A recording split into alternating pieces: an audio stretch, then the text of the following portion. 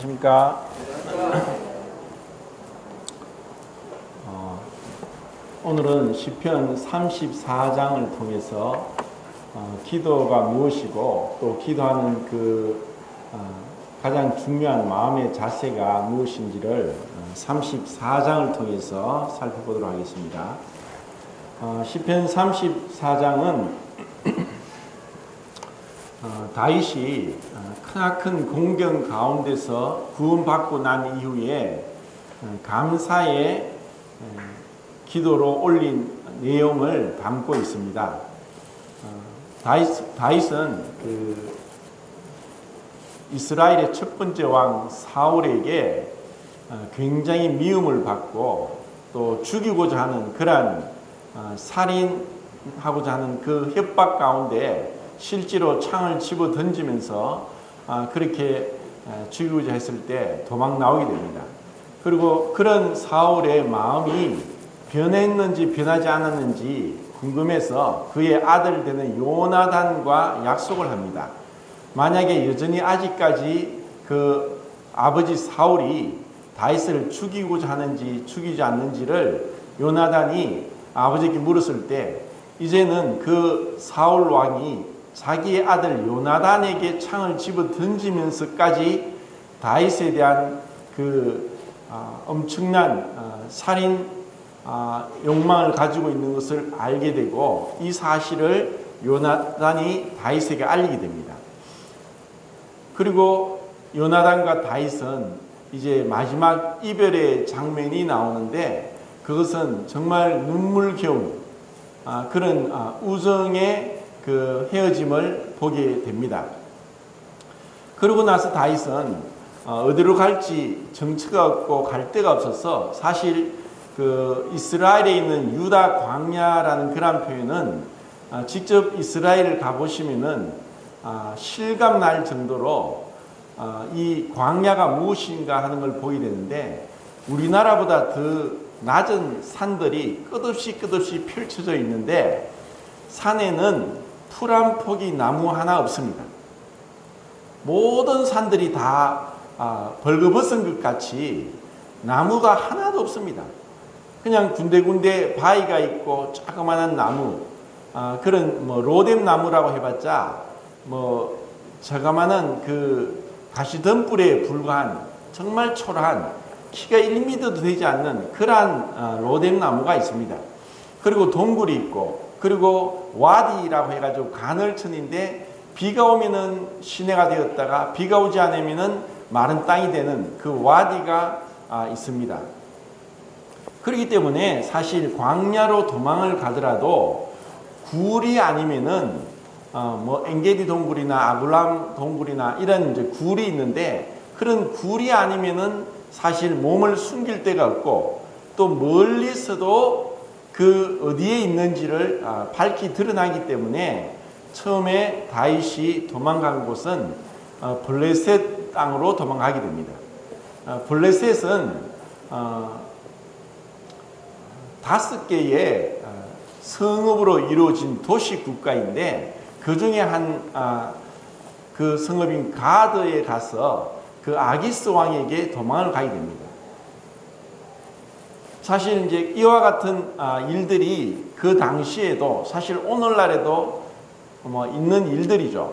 왜냐하면은 적군의 유명한 장수가 다른 아군에서 이제 적군으로 도망을 가면은 망명이 되는 것이고 또 그러한 망명은 귀중한 인적 자원이 되기 때문에 다윗이 생각할 때 자신의 어떠한 속내를 드러내지 않고 블레셋으로 갔을 때 그는 그곳에서 우선은 몸을 피할 수 있고 또 사울이 미친 듯이 자기를 죽이고자 하는 데서 어느 정도 안전하게 피난처를 마련할 수 있다고 생각해서 다윗은 블레셋으로 갔습니다.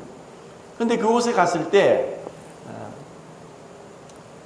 신하 중에 누군가가 다윗을 알아봤습니다. 그리고 하는 말이 저 자를 향해서 이스라엘 여인들이 노래를 불렀습니다.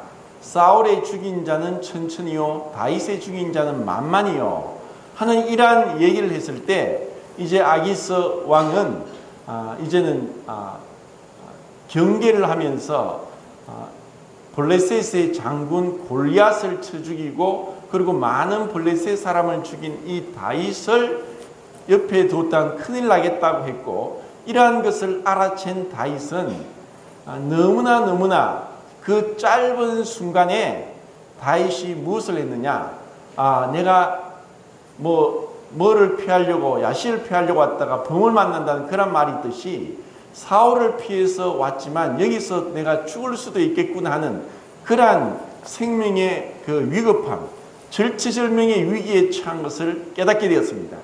그때 다윗이 어떤 행동을 했느냐, 갑자기 다윗이 그 얘기를 듣자마자 순간적으로 자신을 보호하기 위해서 미친 행동을 합니다.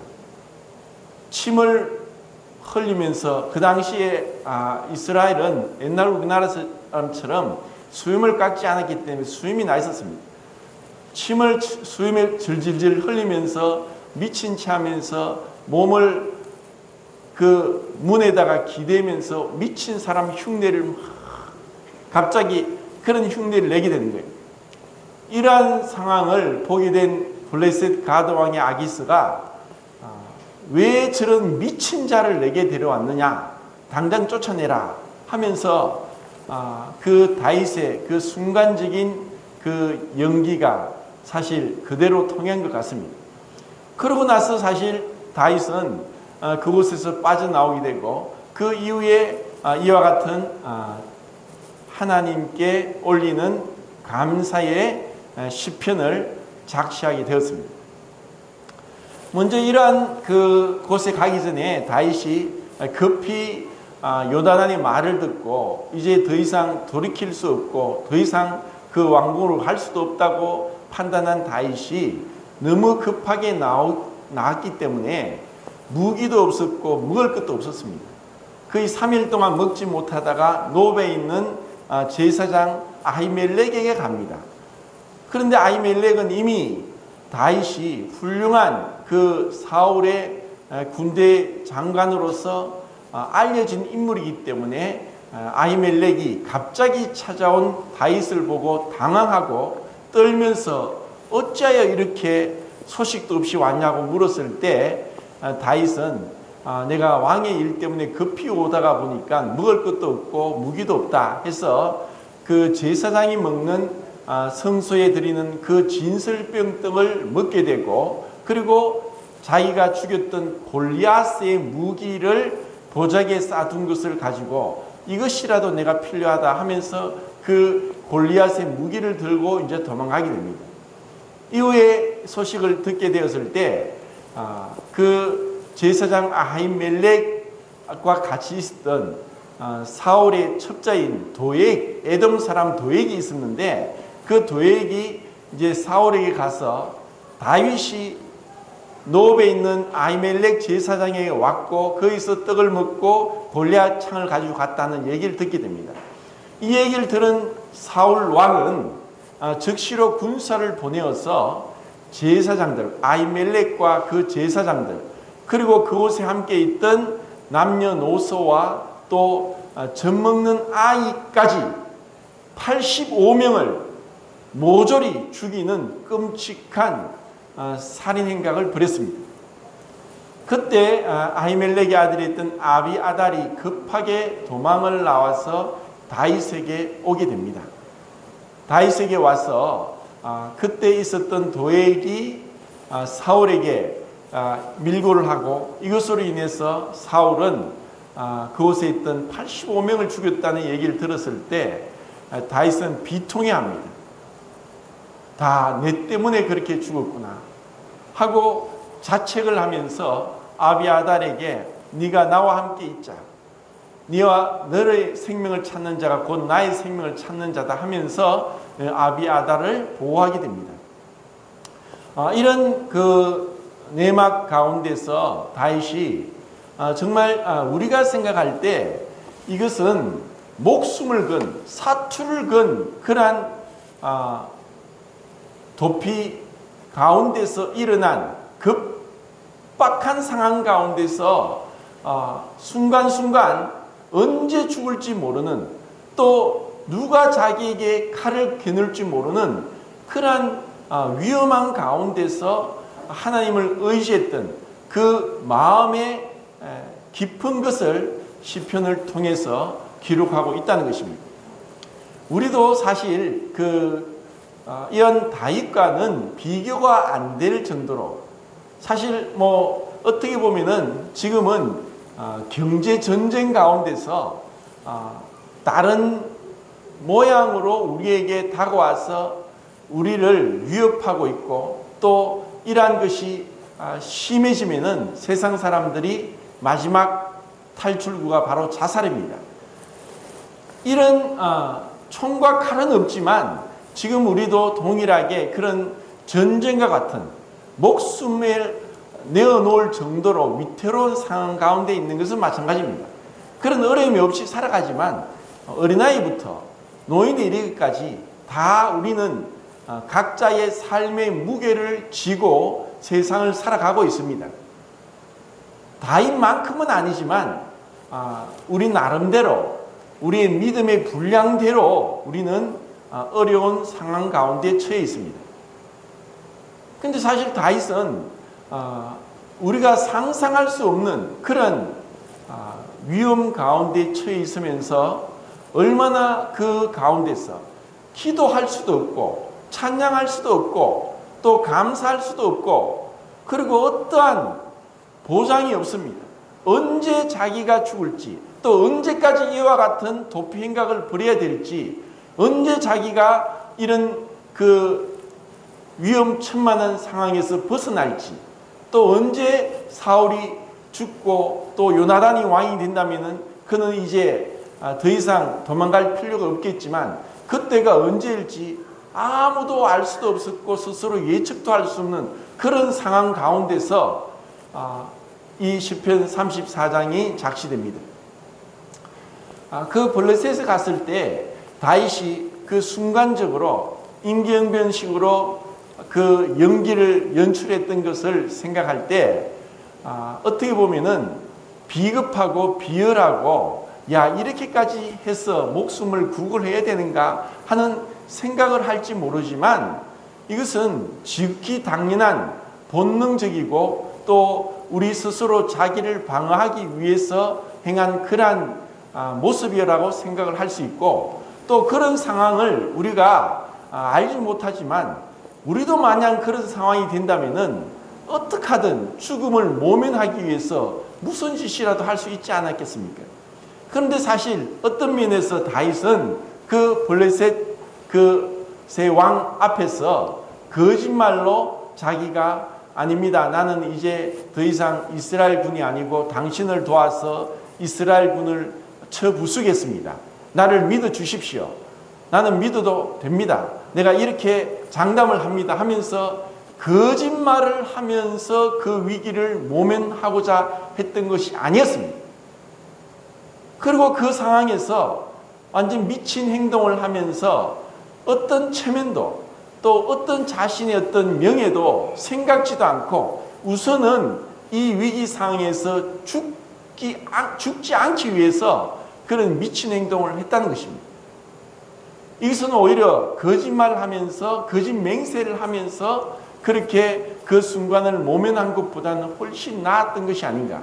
그리고 또 한편으로는 구차하게 제발 살려달라고 하면서 구걸하듯이 그렇게 엎드려서 빌었던 것도 아닌 것을 생각한다면은 정말 다윗은 그런 상황 가운데서 참 믿음을 잃지 않고 또 하나님을 배반하지 않고, 그리고 하나님의 군대 이스라엘의 어떤 적이 되고자 하지 않고 그런 상황을 모면했습니다.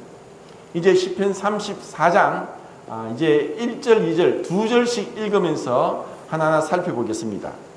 1절, 2절 같이 읽겠습니다. 시작. 내가 여호와를 항상 경배하며 내 입으로 항상 주를 찬양하리이다. 내 영이 여호와를 찬양하리니 공고한 자들이 이를 듣고 기뻐하리로다. 지금 상황을 제가 앞에서 말씀드린 대로 찬송할 수도 없는 상황입니다. 그리고 너무나 위태롭고 또 이런 상황이 되면은 우리의 그 신체는 어떻게 반응을 하느냐? 그냥 몸을 보호하기 위해서, 그리고 이런 위기 상황이 왔을 때 혈관이 좁아지면서 피가 머리로 몰리게 됩니다.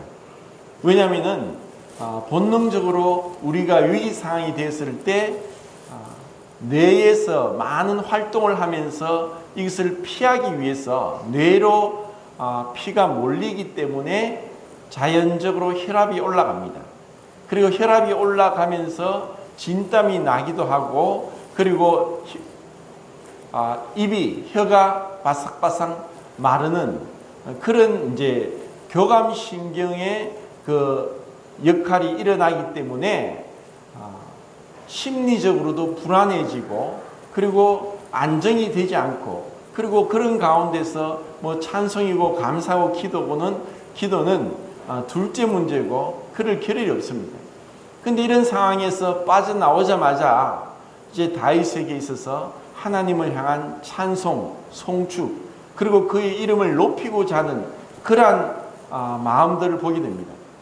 신앙의 참된 그 성숙함은 우리가 어려움에 처하고 또 우리가 잘못 행할 수 있고 죄를 범할 수 있지만 그런 상황에 계속 머무르지 않고 빨리빨리 눈을 들어서 영광 가운데 계신 그리스도를 바라보는 것입니다. 그렇다면은 우리는 그런 위기 상황 가운데 불안하고 초조하고 또 여러 교감신경으로 신체에 이상이 일어나는 그런 가운데서도 주님을 찬송할 수 있습니다.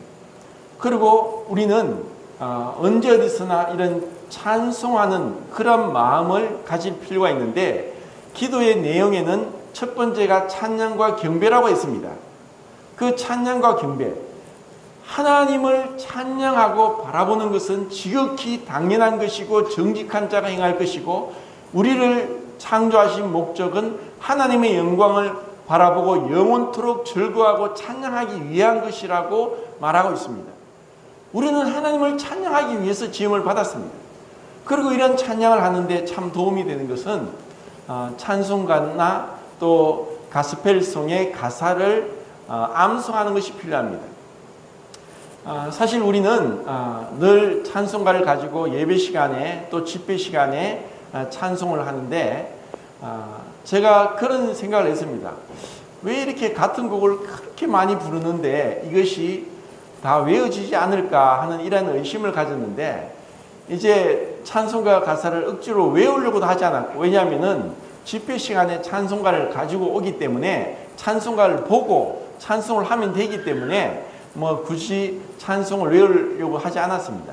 근데 전에 우리가 뭐 찬양 집회를 한다든지 또 할 때 이 가사가 너무 좋아서 외워야 되겠다 하는 그러한 구절 말고는 외운 게 없었는데, 이제는 가사가 보이질 않으니까 들으면서 듣다가 보니까 저절로 외워지는 것 같아요. 그리고 이렇게 외워진 찬송가 가사들을 생각하면서 언제 어디서나 무엇을 하든가 시시때때로 그 가사를 기억하면서 주님을 찬송합니다. 이것은 참 너무나 복된 것이고, 또 성도님들도 가능하면은 언제 어디서나 또 그냥 시간을 기다리고 무료하게 기다려야 될 그러한 짜투리 시간에, 또 아니면 그냥 허비되는 시간에 주님을 생각하면서 찬송과 가사를 생각하면서 찬송을 하십시오. 그리고 이러한 찬송은 마르틴 루터가 얘기하듯이 찬송은 마귀를 두려워 떨게 하며 도망가게 한다고 했습니다. 찬송은 진정으로 구원받은 자의 증거입니다. 우리가 어떠한 상황에서든지 주님을 생각한다면 찬송이 그치지 않을 것입니다. 그리고 우리가 하늘나라에서 하는 것도 찬양과 경배가 끊임없이 이어질 것입니다. 가슴 벅찬 그 감동, 눈물 겹도록 그 지극한 그 지순한 사랑, 그리고 완전한 하나님의 능력과 거룩하심, 그 지존무상하시고 광대하심, 그 하나님을 바라보고 누구든지 입을 다물고 있을 수 없을 것입니다. 하나님을 찬양하지 않을 수 없을 것입니다. 하나님은 거룩하시다, 광대하시다, 지존무상하시다, 은혜롭고 자비롭고 인자가 무궁하시다 하면서 그분을 계속 찬양하게 될 것입니다. 이것을 우리가 어떤 상황이든지 찬송에 깊이 몰입하면서 주님을 생각하고 그리고 찬송 가운데 거하시는 그 하나님을 바라보는 믿음이 필요한 것을 여기서 말하고 있습니다. 이제 3절 4절 읽겠습니다. 시작.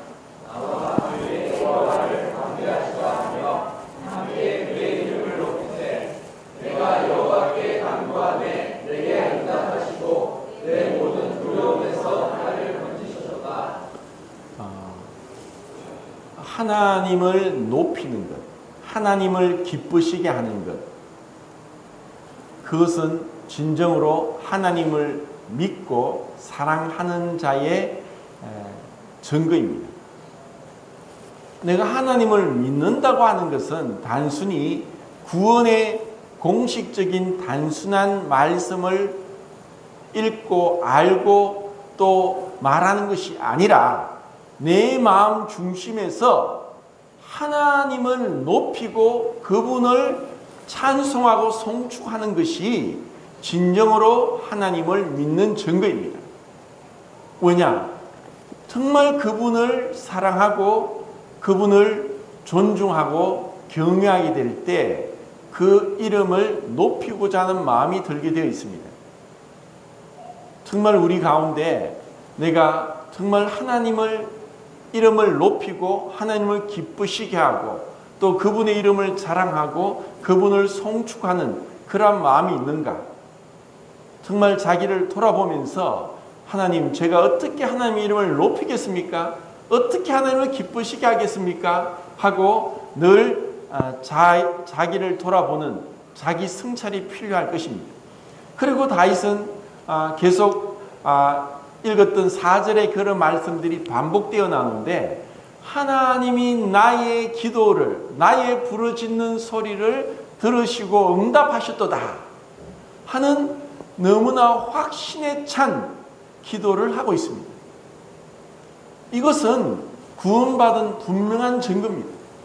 왜냐? 시편 66장 18절에 내 마음의 죄악을 품으면 주께서 나의 기도를 듣지 아니하신다고 했기 때문에, 그리고 하나님은 거룩하시고 죄를 참아보지 못하시고 또 죄에 대해서 심판을 하시는 분이기 때문에 죄 가운데 있으면서 하나님께 기도를 한다고 기도가 응답되는 것은 아닙니다.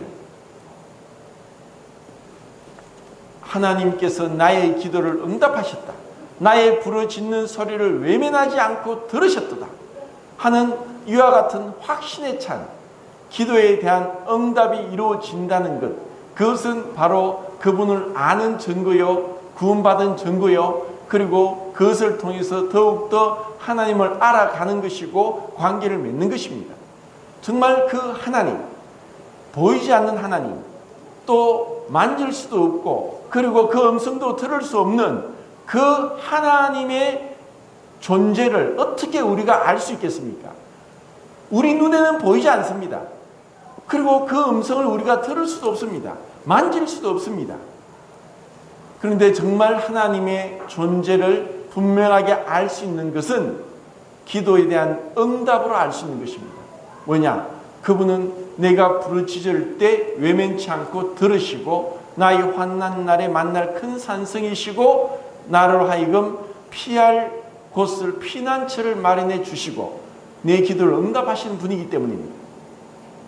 성도님들이 이와 같은 기도에 대한 응답을 계속해서 한 번 듣는 것으로 끝나는 것이 아니라 끊임없는 기도를 통해서 응답을 받아가고 그리고 그런 응답 받은 것에 대해서 기록하고 그리고 감사하는 과정을 통해서 우리의 믿음이 자라는 것이지, 이와 같은 기도를 하되 기도가 응답되었는지도 모르고 그리고 그것에 대한 감사도 없고 또 그것을 기억지도 않는다면 우리의 믿음은 자랄 수가 없습니다. 구원을 받았을 때 어린아이 상태로 항상 다고 하면서 그냥 어린아이 상태로 보채는 것밖에 되지 않는 기도를 할 수밖에 없다는 것입니다. 5절 6절 읽겠습니다. 시작.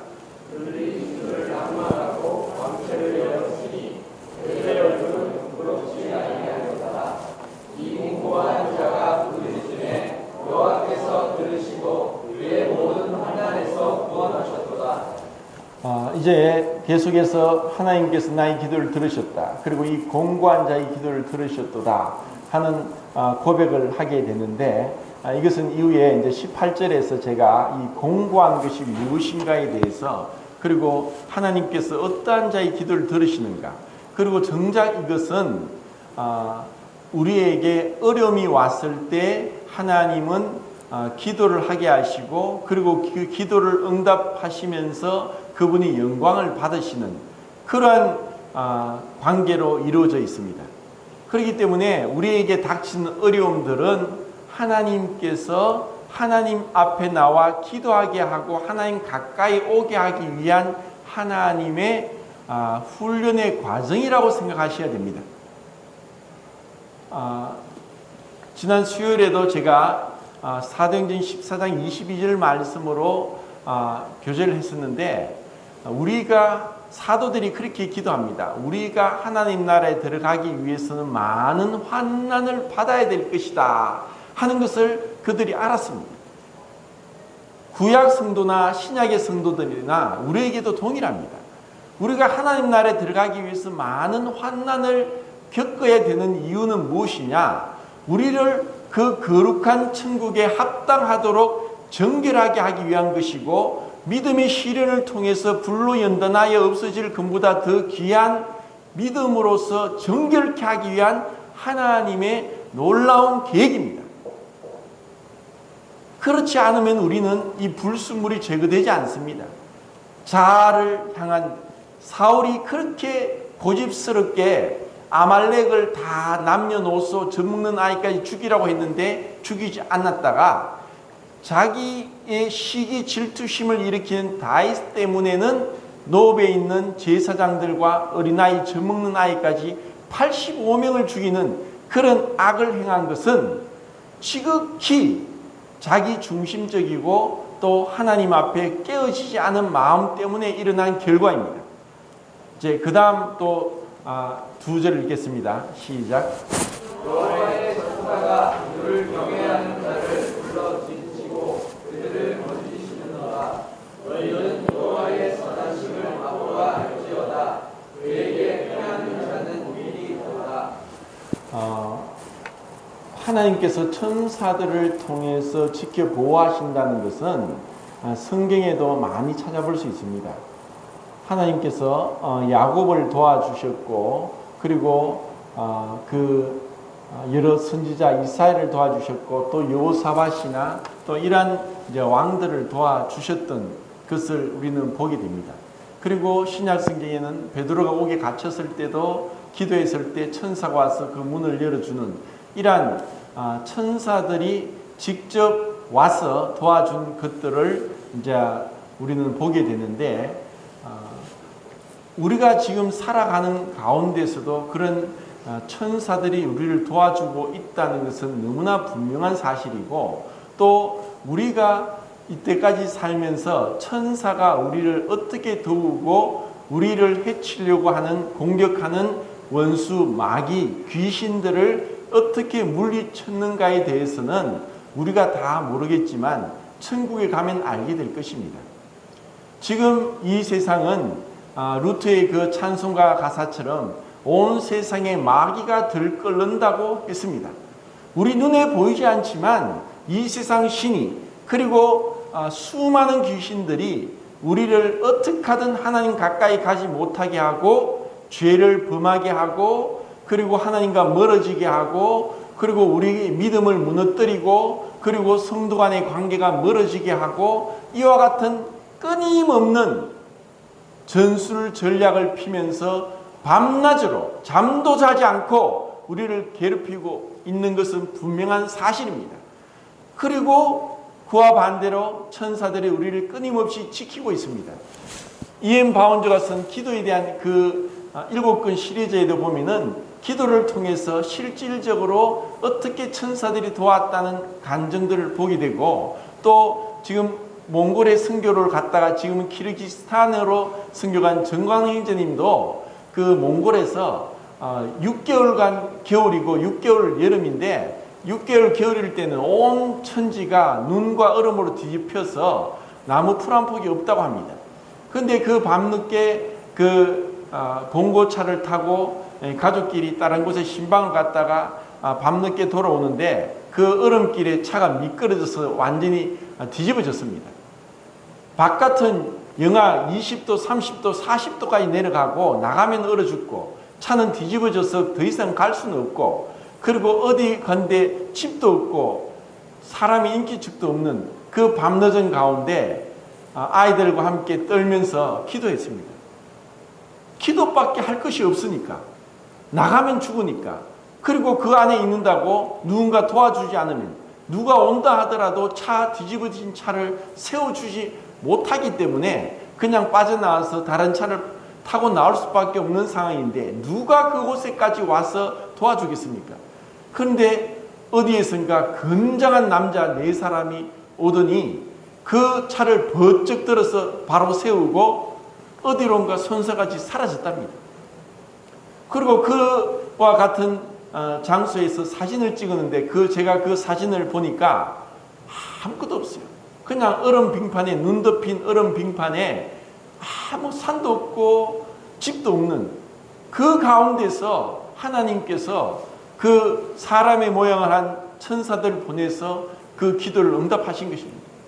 그리고 제가 서점에서 읽은 책인데, 내가 본 천국이라는 제목을 쓴 미국의 신경외과 전문 여의사가 그 책을 썼는데, 그래도 인텔리고 의사이기 때문에 좀 황당한 얘기는 하지 않겠지 하면서 그 책을 읽어보니까, 그 여의사가 카약 타는 걸 좋아하는데, 그 미국이 높은 산이 많지 않습니까? 높은 산에 올라가서 카약을 타고 막 내려오는데 그 소리를 이 여의사가 즐기는 거예요.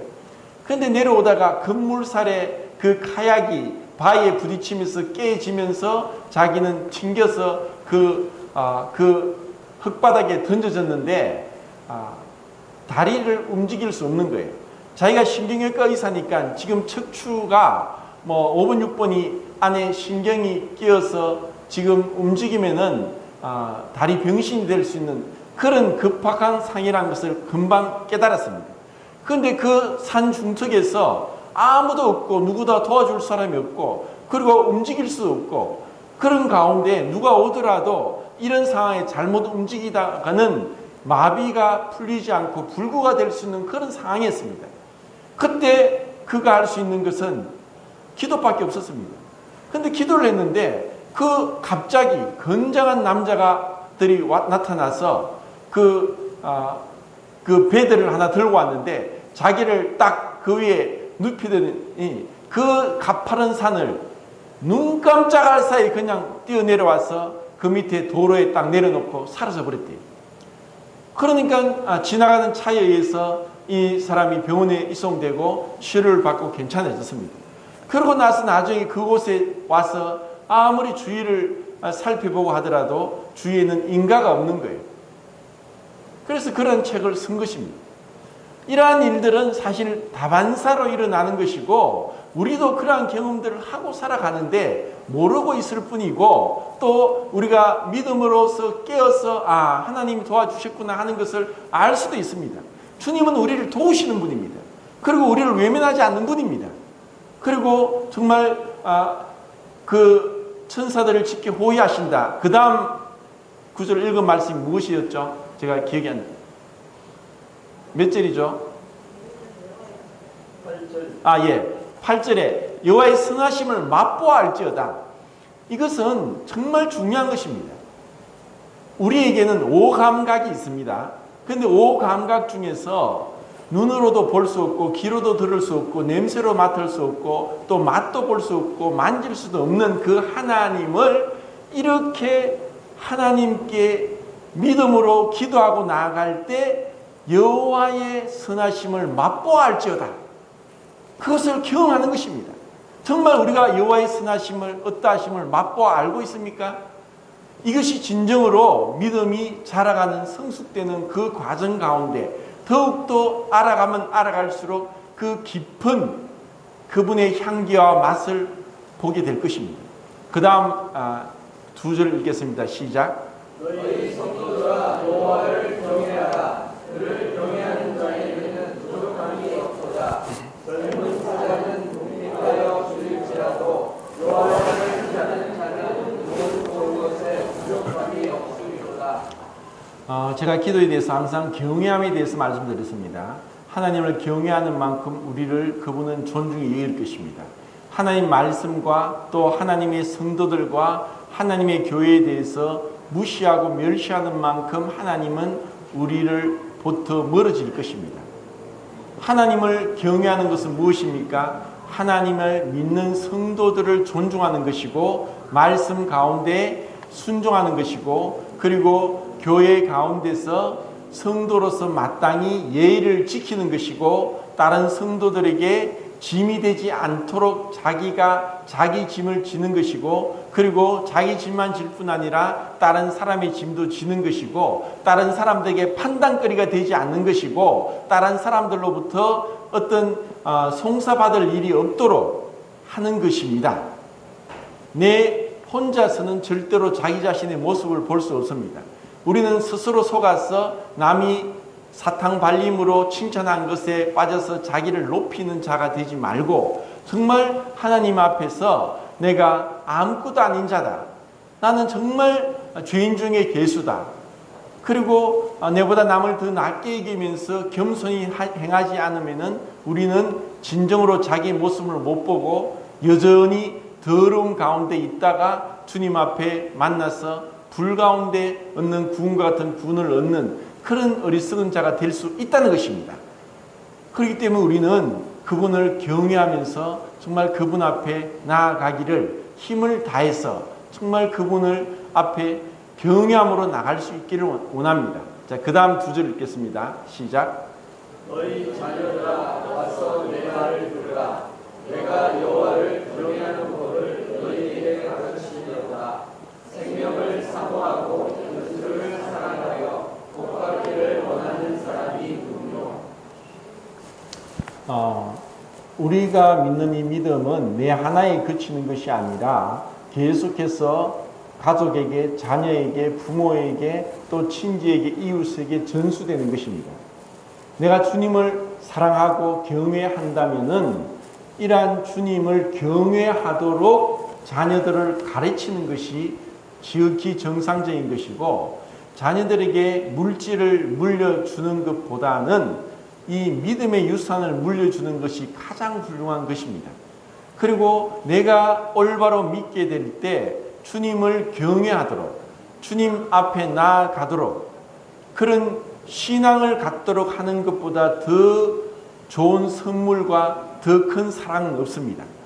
우리가 남을 사랑하는 것은 무엇으로 나타내겠습니까? 정말 그분들을 주님께 인도하는 것입니다. 주님을 전가하는 것입니다. 주님을 사랑하는 것입니다.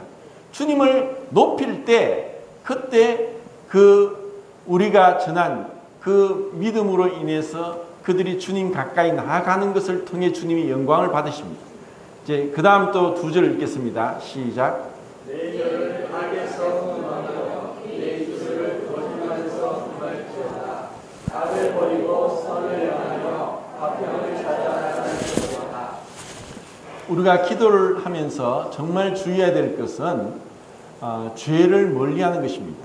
그리고 그 죄는 사소한 것이라도 마음에서부터 일어났든지 입술로 내뱉었든지 아니면 행동으로 나왔든지 그것을 통해서는 하나님께서 싫어하시고 또 그 죄를 버리지 않으면은 하나님이 우리 기도를 응답하지 않고 그 버리지 않은 죄로 인해서 마귀가 공격을 하고 우리를 넘어지게 합니다. 이것은 너무나 중요합니다. 죄를 얼마나 미워하느냐가 진정한 성숙의 지름길입니다.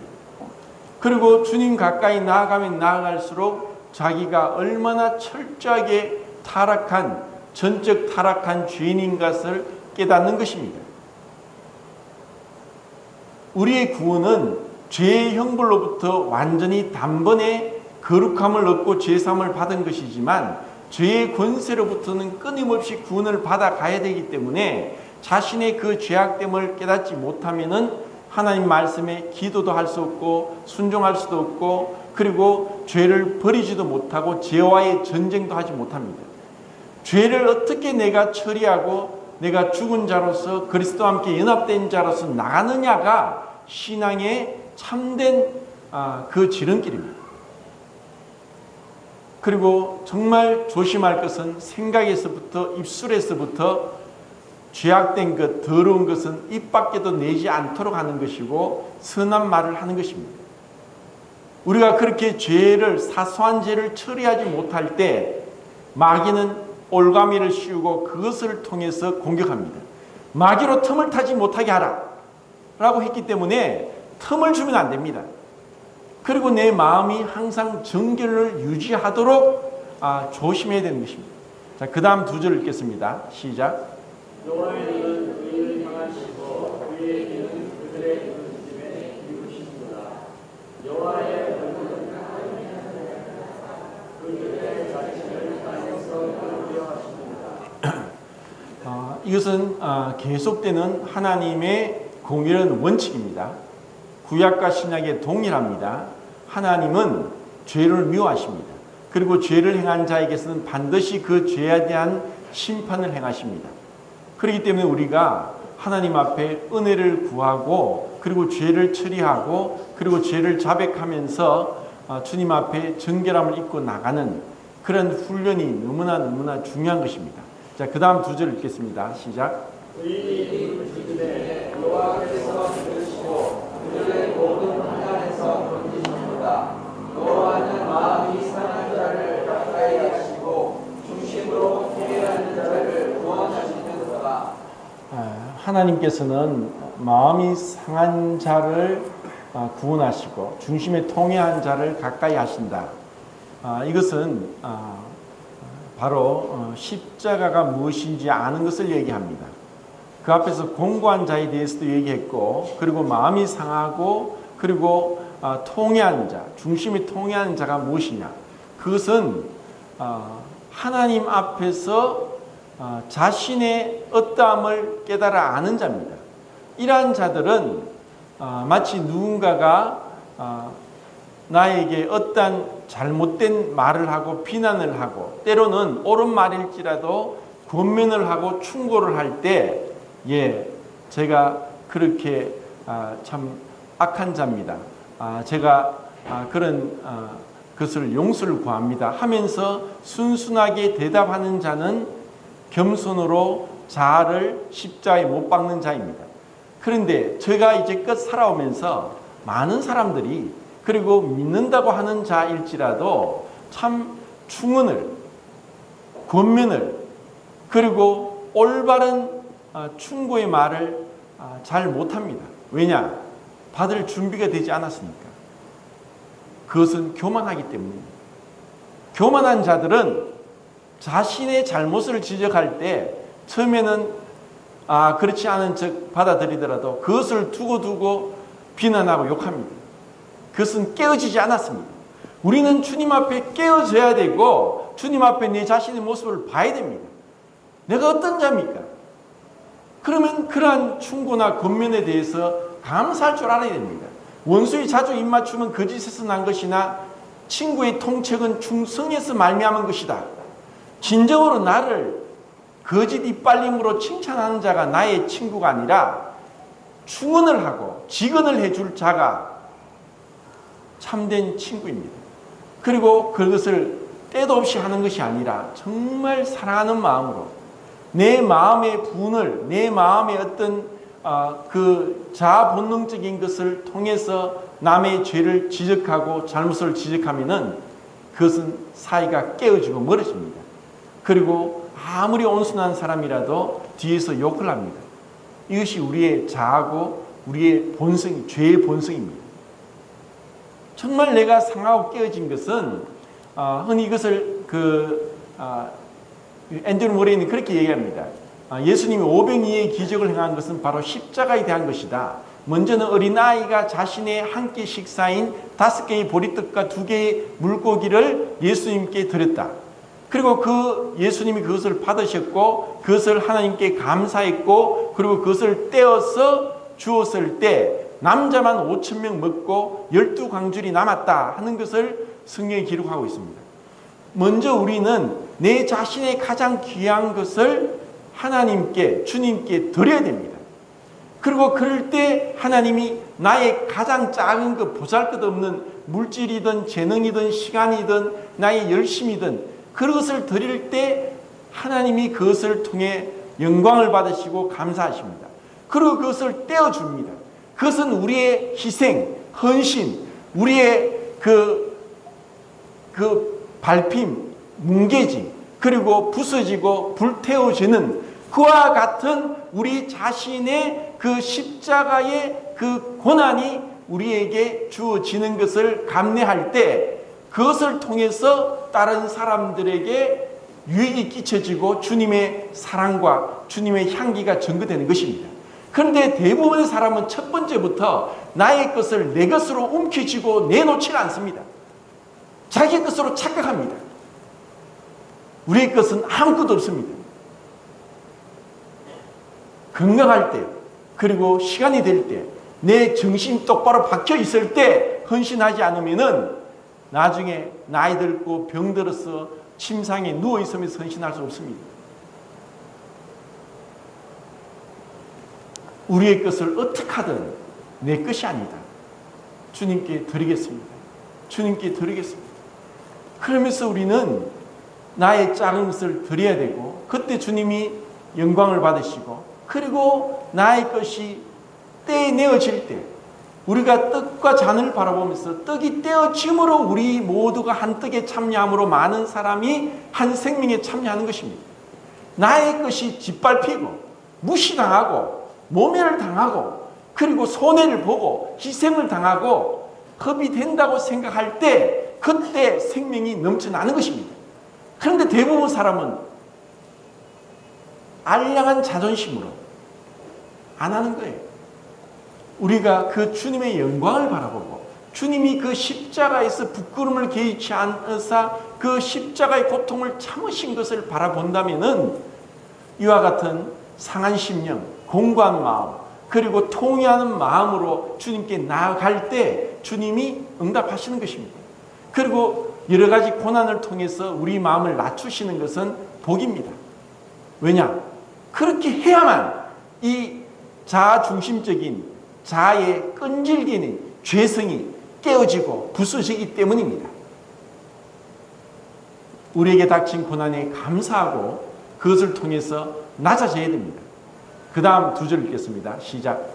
인류는 고난이 많으나 여호와께서 그의 모든 고난에서 건지시는도다. 그의 모든 뼈를 보호하시며 그 중에서 하나도 꺾이지 아니하도다. 의인은 고난이 많습니다. 그 고난은 자기의 죄로 인한 고난이 될 수도 있고 의를 위해서 핍박받고 그리스도의 이름으로 욕을 받을 수도 있는 것입니다. 그리스도의 의를 위해서 복음을 전하기 위해서 경건하게 살면서 핍박을 받으면 복이 있지만 자기 죄 때문에 고난을 받으면 무슨 유익이 있겠습니까? 그렇지만 이렇든 저렇든 고난을 통해서 우리는 성숙되고 주님 가까이 가는 것이고 우리 마음이 깨어짐으로 그리스도를 알아가는 것이고 그리스도의 그 어떠하심을 맛보아 알게 되는 것입니다. 참으로 주님께서 은혜를 주셔서 우리의 모든 상황 가운데서 기도하고 주님 가까이 나가고 상황하고 토기하는 마음과 공고한 심령으로 주님 앞에 기도하면서 그 고난의 유익을 맛보아 알 수 있기를 바랍니다. 그 다음 2절 읽겠습니다. 시작. 자기 아들을 죽일 것이라. 의인을 미워하는 자는 벌을 받으리로다. 여호와께서 그의 종들의 영혼을 성량하시나니 그에게 피하는 자는 다 벌을 받지 아니하리로다. 하나님께서 말씀하십니다. 원수 갚는 것이 내게 있으니 내가 갚으리라고 주께서 말씀하시니라. 그러므로 너는 내 원수가 줄이거든 먹이고 목마르든 마시게 하라. 그러므로 네가 숯불을 그 머리에 쌓아놓으리라. 악에게 지지 말고 선으로 악을 이기라. 하나님이 원수를 갚으십니다. 하나님이 재판장이시고 입법자십니다. 그런데 우리가 그런 원수를 갚겠다 원망하고 불평하고 비난하고 하는 것은 또 마귀로부터 틈타게 하는 것입니다. 모든 것을 주님께 맡기고 모든 것을 주님이 아신다. 그리고 주님이 완전한 재판을 하신다. 그리고 이런 공고한 가운데 내가 어려움을 당한 것 주님이 아시니까 주님이 갚아주실 것이다. 그리고 그러한 자를 위해서 원수를 향해서 줄이거든 먹이고 목마르든 마시게 하고 그를 위해 기도하는 것입니다. 너를 모욕하는 자를 위해서 기도해라. 너를 저주한 자를 축복해라. 원수를 사랑해라. 이것이 그리스도의 마음이고 그리스도의 마음이 있다면 우리는 그렇게 행함으로 주님을 높이는 것입니다. 그 다음 또 두 절 읽겠습니다. 시작. 끝났습니까? 예, 죄송합니다. 시간 관계에서 빨리빨리 한다고. 제가 이 시편 34장을 적어도 한 30번, 40번 들은 것 같은데 이렇게 암송을 하지 않으니까 끝난 줄도 모르고 달려왔네요. 주님께서 우리 말씀을 정말 사랑하는 자가 되기를 원하고 주님께서 이 기도를 우리가 배우고 기도하는 것이 가장 즐거운 시간이다 하는 그런 고백을 할 수 있길 바랍니다. 그리고 조지 뮬러 형제님이 그런 고백을 했는데 10몇 년 동안 아침에 일어나자마자 기도를 했는데 그 기도를 통해서 별로 마음이 유익을 얻지 못할 때가 많았고 기도를 한다고 했지만 30분 1시간 동안 괜한 것에 기도에 몰입하지 못하고 내 마음이 막 엉뚱한 것을 돌아다닐 때가 많았다는 것을 고백하면서 일어나자마자 성경을 펴고 성경을 읽고 묵상하면서 그 말씀으로 기도할 때 기도에 깊이 들어갈 수 있었다는 것을 고백하면서 아무도 이러한 것을 가르쳐 주는 자가 없었다. 나는 이것을 경험하면서 기도만 일어나자마자 했을 때보다 성경을 읽고 기도하면서 더 깊이 기도에 몰입하게 됐다는 것을 고백하면서 이것을 가르치고 있습니다. 성소에 들어가면은 오른쪽에 진설병 떡이 있고 왼쪽에 황금 등대가 있습니다. 그리고 앞에 금향단이 있는데 이것은 우리에게 참 중요한 진리를 가르쳐 줍니다. 말씀과 기도는 기차와 레일과 같습니다. 뗄래야 뗄 수 없는 것입니다. 기차가 가는 곳에 레일이 있고 레일이 멈추는 곳에 기차가 멈춥니다. 우리의 말씀과 기도를 같이 함께 하지 않으면은 기도는 단순히 환상이나 신비주의가 될 수 있는 정말 하나님의 뜻과 멀어질 수 있는 하나의 도구가 될 수 있는 게 기도입니다. 근데 말씀만 읽고 기도를 하지 않으면은 냉랭해지고 딱딱해지고 그리고 정말 이제 알람이 울렸네요. 그래서 말씀과 기도를 통해서 성령의 비춤을 통해 자아 성찰을 하면서 자기 모습을 깨달아 보고 알아가는 자일수록 주님의 깊은 것을 맛보아 알게 되는 것입니다. 다윗이 경험한 것처럼 우리 성도님들이 이 기도의 훈련을 계속하길 바라고 하루에 30분 이상을 계속 할 수 있도록 그리고 30분 안 되면 10분씩 나눠서 하든지 그 시간에 나중에는 구애받지 않고 내 가장 즐거운 시간은 주님 앞에 말씀 묵상과 기도하는 것입니다 하는 고백을 할 수 있길 바랍니다.